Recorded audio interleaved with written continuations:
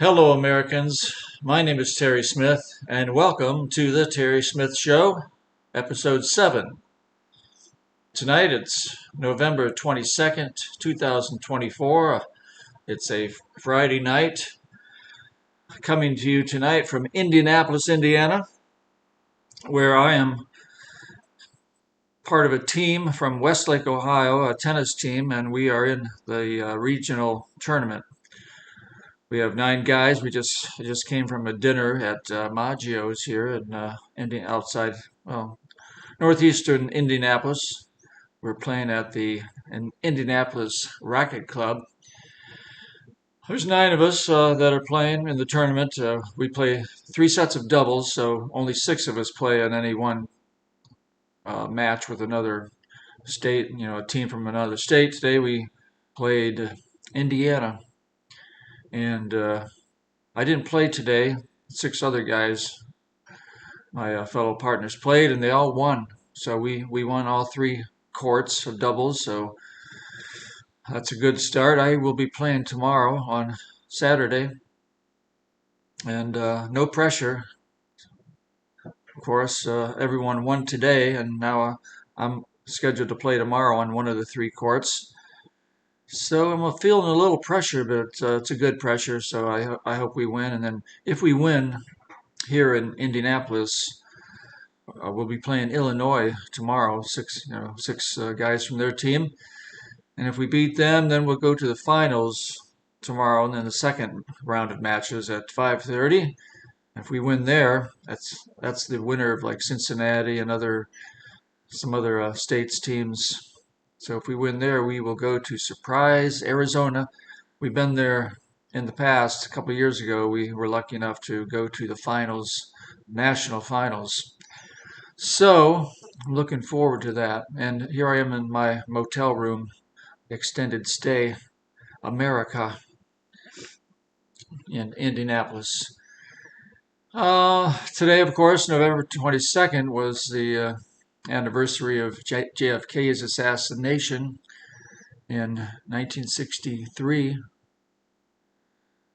And being here in Indianapolis, as you will recall, RFK was here when when Martin Luther King was shot and killed in 1968. But anyhow, anniversary of John F. K's death today. And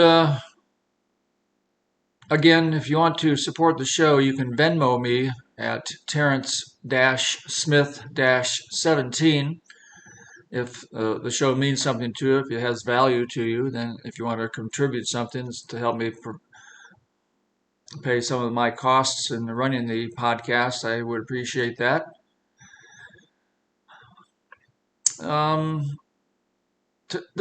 The episode today, episode 7, is really a summary of the military creeds, and I'll do the different military creeds in separate episodes following this one. First one being the United States Army, the Soldier's Creed, and just some general background on the creeds themselves. There's, of course, 5 of them, although there are 6 military branches now with the Space Force. So it goes the order of the flags when they're presented together, when they're flying the military flags together. The order is, of course, the United States flag, the colors, or the national colors, and then immediately to the right of that, following that flag, is United States Army, and then the Marine Corps flag, United States Marine Corps, and then the Navy flag, U.S. Navy, and after that it's United States Air Force, and then the United States Coast Guard, so that's 5, and then the Space Force is, well, actually the Coast Guard is 5. And then the 6th is the Space Force, which actually comes after the Air Force. So, and the reason for that being that the Coast Guard, even though it was created before the Space Force, Coast Guard is no longer a member of the defense. It's not a defense branch of the military. It's under the Department of Homeland Security, but it's still included in the flying of flags because at one time it was part of the military, and so they still have some status there as the United States Coast Guard, and it's also changes position when there is, if it's time of war, the United States Coast Guard flag will then fly after the Navy flag, I believe it is. So there is some reasoning behind the order of the flags, and the Space Force doesn't have a creed, although there are about 14,000 employees as of this date, November 22nd, 2024, in the Space Force. Space Force actually it had its beginnings in the Vietnam War and the SDI, different applications where space was involved in the military. So enough of that. So like I say, this is a summary, and then I'll do the different creeds separately in episode 8, etc. And I would just want to make one note about the Americans' Creed, which is, you will recall, it's episode number 1. And the reason I have the Americans' Creed was because I had done these military creeds first. And then I thought, well, what if people were never in the military? Is there a creed for Americans, just in general Americans? And that's where I found the Americans' Creed by Dean Alphonse. That's episode 1. So all these military creeds are interesting, and they apply to even civilians, except for the fact that as civilians we don't have to put our life on the line as a part of our jobs, at least. Sometimes we're called, like Todd Beamer in Flight 93, and him and the other passengers on that flight were called up to give their lives to try to save other lives, by getting that Flight 93 down before it hit the Capitol building, etc. So, but as a rule, we as Americans don't have to put our lives on the lines in our careers as the military people in the military branches and the locally in the police forces do. So that's the basis behind the Americans' Creed. Of course, when you're in the military and then you're retired from that, you then become an American. I mean, you're always an American, but then the Americans' Creed itself will then apply to all the people in the military as well. So they cross over. Is the point there. So that's about all I want to say tonight. And I've got my green shirt on to kind of represent the Army.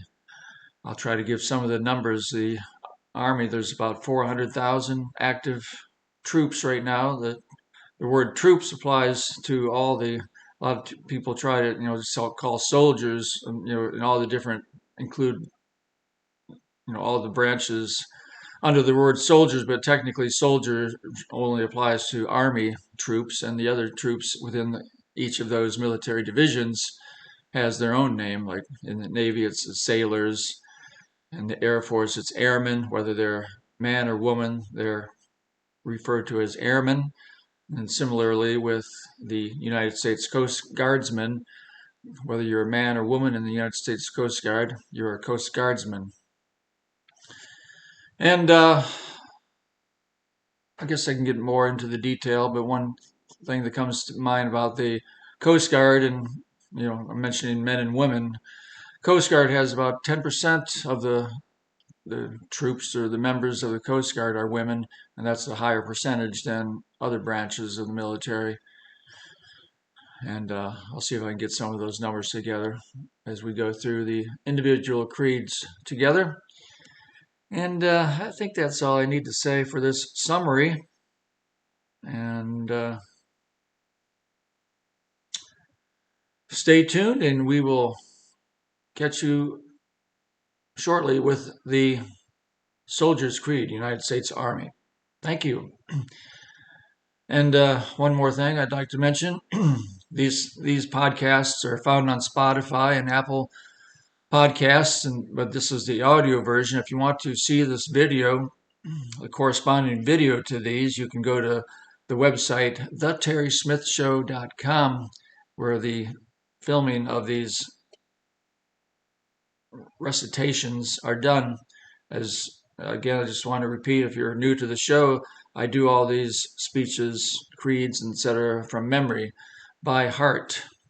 I think that when someone takes the time to learn something by heart, it takes them into not only the history of the particular thing they're memorizing, but it internalizes and you get a better idea of what it's really like for the people that, the soldiers, sailors, and the airmen, the Coast Guardsmen, what it's really like for them on their particular jobs, and all these other speeches. When you get into the history of it, you can internalize it better than just reading it. So I hope you enjoy it and contribute to me at Venmo, Terrence Smith 17. Thank you very much. We will talk to you soon as a United States Army soldier. One more thing I did want to mention: I was not in the military, so I did not serve in any of the military branches. My father did. He was in World War II and served in the Army. He was a staff sergeant, six stripe sergeant, three on the top, three on the bottom, and he served in the Pacific and the Fiji Islands. And he didn't really talk to us much about his service in the Army, but was in there for a few years. And my oldest brother, Richard, was born in 1946. So as soon as the war ended, he started raising the family of four boys and four girls, the Smith family. And so I think that'll do it. We'll talk to you soon.